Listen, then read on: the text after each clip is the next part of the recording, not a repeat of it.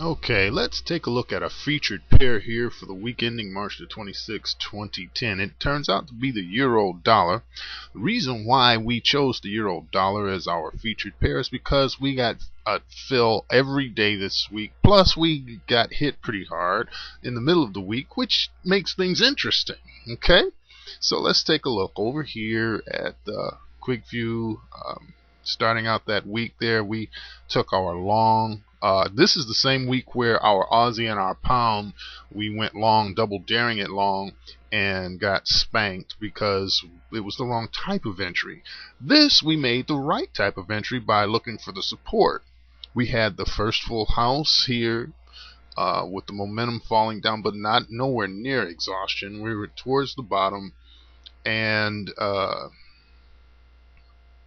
we could have tried a double dare, but we did not because of the where is it?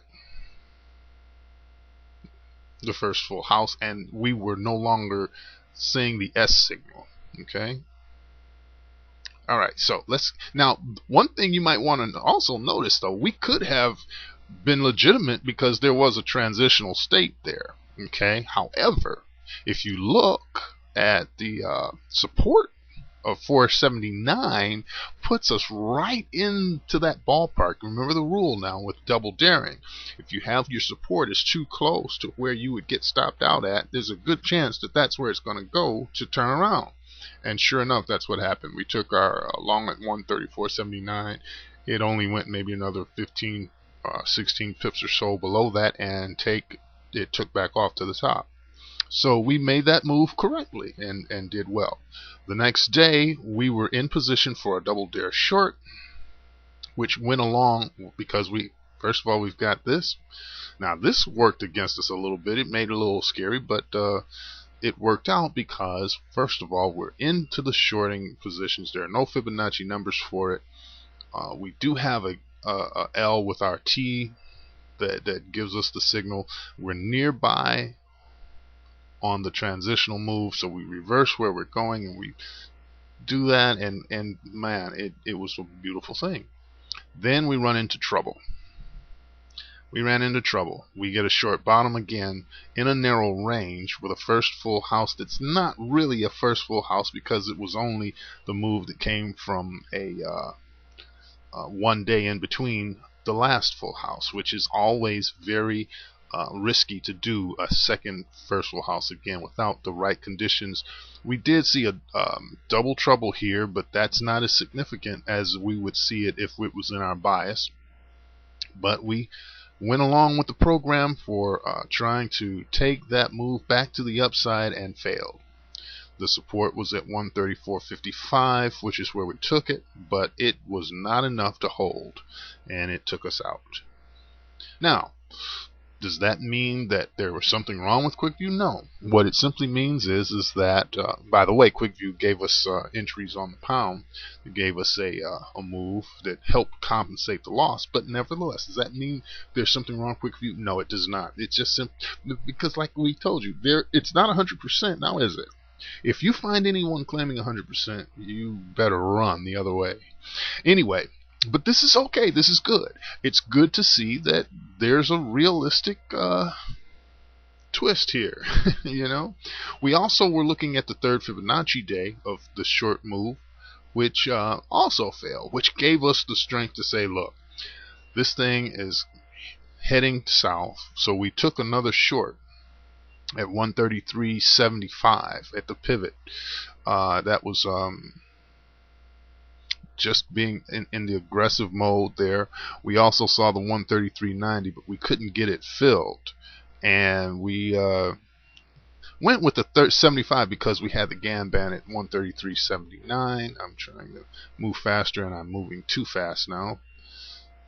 Jumping across here. It did see oversold in a new short, which we didn't really worry too much about until we decided to look at the chart. And when we looked at the chart, we saw on the euro, let me grab the euro here. Where is that day? Here. This is the day that it came in.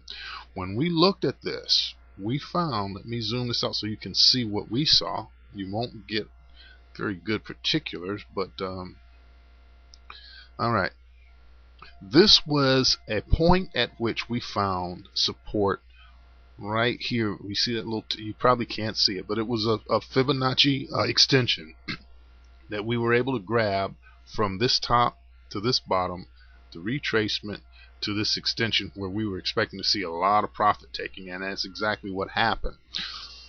Okay, so even though we did take that short, we also decided to get a fill, sorry about that, to go to the long side. I'm getting all messed up. There we go. To go to the long side at 132.90, which filled and came back with a 20 pip or so loss, but we were able to still manage getting some pips by taking the short at 133.75, which filled, got as high as 133.87. So we were pretty much hedging ourselves, so to speak. And you can see it here on this day here. We got 82 pips out of it. Now, because of the volume of that day, we held the long position.